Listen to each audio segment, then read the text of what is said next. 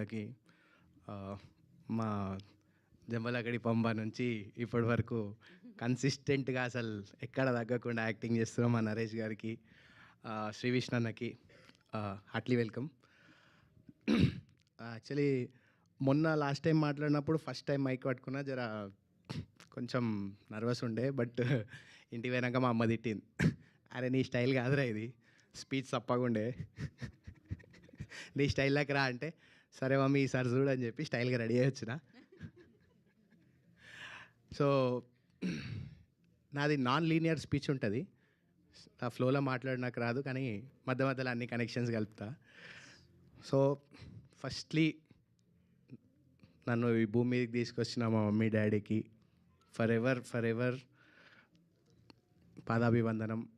Thank you mummy, thank you daddy. మా father లేరు, so ఇప్పుడు మా మమ్మీ మా బ్రదర్ ఉన్నారు. They supported fully.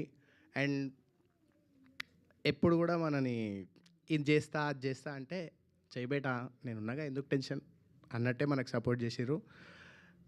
ఇక దేవుని దయ వల్ల ఇక హనుమంతునికి జాంబవంతునిలాగా నాకు మా శ్రీకాంత్ అన్న దొరికిండు. అన్న థ్యాంక్ యూ. అండ్ ఏమంటారు, విత్తనం నాటితే నీళ్ళు పోసేటోళ్ళు ఉండాలి. సో అన్న నాటిండు. మా వాసు గారు శ్రీదేవి గారు ఆయనకి వాటర్ పోసి ఇక ఈ చెట్టుని మీ ముందు నిలచోబెట్టిర్రు.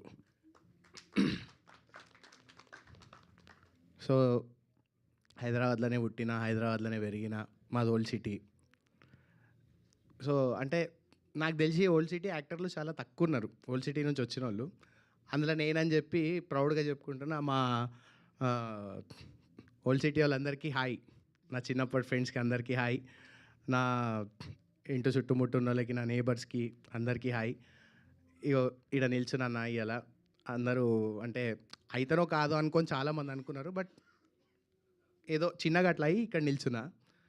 అండ్ నా team, Deewana team, direction team, production team, cam team, మా కెమెరామెన్ వంశన్న ఓపెనింగ్ షాట్లో ఏం చూపించినావన్న ఏం అంటే no one thought I can look that stylish, but thank you so much.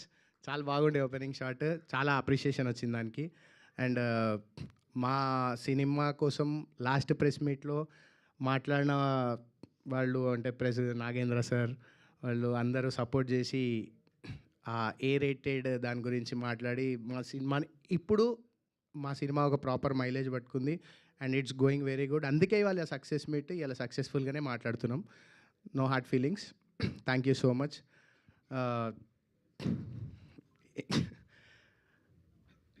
So నిన్నగాక మొన్న ద 24th of June మా డాడీ చనిపోయి 10 years exactly, a decade. So మా నాన్నకి ఆయన ఉన్నప్పుడు అంటే I started earning from a young age. డబ్బులకి ఏం ప్రాబ్లం లేదు, ఫైనాన్షియలీ మనం స్ట్రాంగ్గా ఉండే. బట్ ఈరోజు ఇట్లా పెద్ద వేదిక మీద ఇట్లా పెద్ద వాళ్ళ ముందు నిల్చొని మాట్లాడుతా అంటే దిస్ ఈజ్ ప్రెస్టేజ్, అంటే ఒక ప్రైడ్. ఇది చూడడానికి ఆయన లేడు. సో మీరు సినిమా చూసిన వాళ్ళు ఎవరో తెలియదు, చూడని వాళ్ళు ఎవరో, బట్ చూడకపోతే మాత్రం ఖచ్చితంగా చూడండి. ఇది ఒక బ్లాక్ బస్టర్ 100%, నాకు డౌట్ లేదు.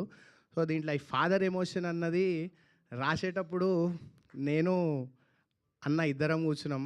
సో మా టీం అంతా ఉండే, but we both wear very affected with this point. So ఇట్లా దీన్ని చాలా అంటే ఇంతమంది కొన్ని లక్షల మంది చప్పట్టు కొట్టాలి అంటే దాంట్లో చాలా వెయిట్ ఉండాలి. బట్ బోత్ మా డైరెక్టర్ గారు నేను ఇద్దరం like we miss our fathers. Like ఎప్పుడు ఐ లవ్ యూ చెప్పే ఛాన్స్ కూడా రాలే. Love you daddy.